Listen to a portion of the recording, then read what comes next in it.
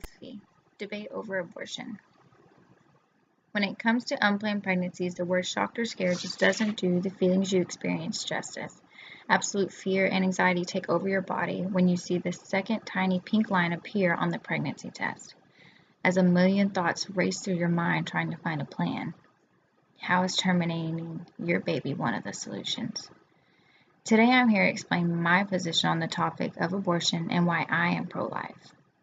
Now, when it comes down to abortion, how is it so easy for somebody to terminate their baby without any repercussions? Let me explain my position in a more in-depth personal point of view. When I became pregnant with my first child at a very young age, I was full of so many emotions. I was confused, lost, and when I realized I was alone, things felt hopeless.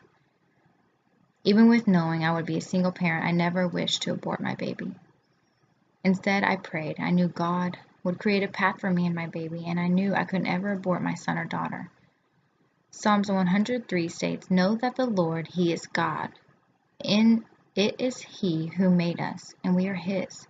We are His people and the sheep of His pasture." BGEA 2019. This tells me that my unborn child is the Lord's, and He is a lamb in His pasture. My thoughts over the issue is that my actions led to this pregnancy, and even though I didn't act alone, it was not my child's fault. My unborn baby did not create itself out of thin air. It was me and another that created its life. With that being said, why should I terminate my baby for a situation it didn't cause? Abortion should not come to anyone so easily, just because they do not want to have a baby. If a baby is not wanted, then you and your partner should take the required steps to avoid that situation entirely. Abortion is horrific, brutal, and so inhumane, but apparently they should be women's basic right, and the NARAL are fighting to protect women's reproductive rights. The NARAL also states that the right to choose abortion is essential to ensuring a woman can decide for herself if, when, and with whom to start or grow a family.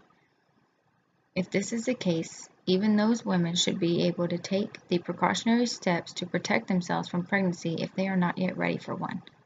No one is telling them that they can't start a family or when they can, but they need to take the steps to avoid abortion at all costs. According to the Merriam-Webster Dictionary, an abortion is the termination of a pregnancy after, accompanied by, resulting in, or closely followed by the death of an embryo or fetus. Another look at what an abortion is on more medical-like terms, we will look at Medline Plus. According to Medline Plus, an abortion is a procedure to end pregnancy. It uses medicine or surgery to remove the embryo or fetus and placenta from the uterus. This procedure is done by a licensed healthcare professional. In regards to abortions, I never knew there were so many procedures, and once I informed myself on them, I became very emotional to what the procedures truly are. According to Live Action, there are 4 different types of abortion, each one of them horrific in their own way. The first type is abortion pills and is a first semester, 1 to 10 weeks medical abortion. This specific abortion is a non-surgical form of abortion in which the woman takes pills containing mifepristone or RU-486 and misoprostol or cytotec to end the baby's life. Live Action.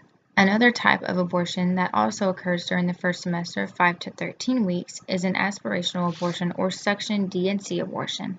This particular abortion is a procedure in which a suction catheter is inserted into the uterus to extract a preborn baby. Tools are used in this abortion to scrape the lining of the uterus to remove any parts that may remain after the suction. From Live Action.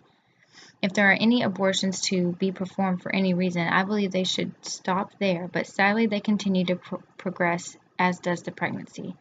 According to Live Action, abortions can and do occur all the way up until the 3rd semester.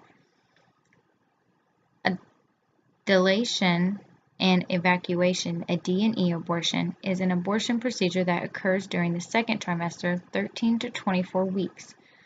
This particular abortion is a surgical abortion procedure in which an abortionist first dilates the woman's cervix and then uses instruments to dismember and extract the baby from the uterus due to the baby becoming too large to fit through the suction tube from live action.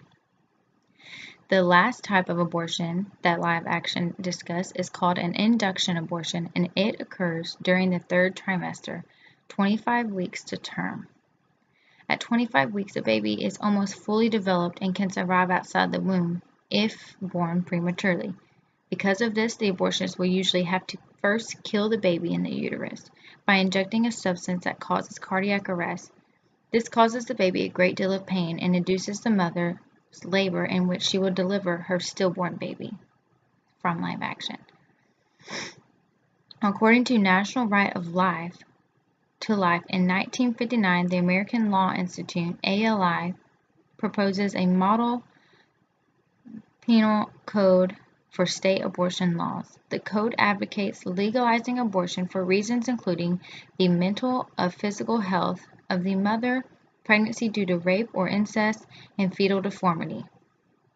I believe this is the only reason for abortion to exist. Thankfully, in the state of Texas, there are no abortions being performed after 20 weeks post-fertilization, unless you have a life-threatening medical condition or the fetus has a severe abnormality. ACLU 2018. Also in Texas, women who are wanting an abortion must have at least 2 visits to the abortion facility, one for an ultrasound and the second for the procedure. Planned Parenthood of 2019. According to Guttmacher Institute, about 929,200 abortions occurred in the United States just in 2014. Obviously, we know how harmful abortions are to the babies involved because they die. But what about the mothers who get abortions? Are they affected negatively as well? Of course, there are no medical procedures that don't have risk attached. According to the Department of Health and Human Services, 2012, complications of surgical abortion can include hemorrhage, infection, injury to the uterus, and injury to the cervix. I personally don't agree with abortions unless the woman was raped, they are medically necessary for the mother to survive, or if there are some serious complications with the baby.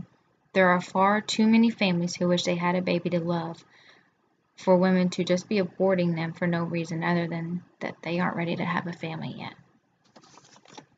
Thank you.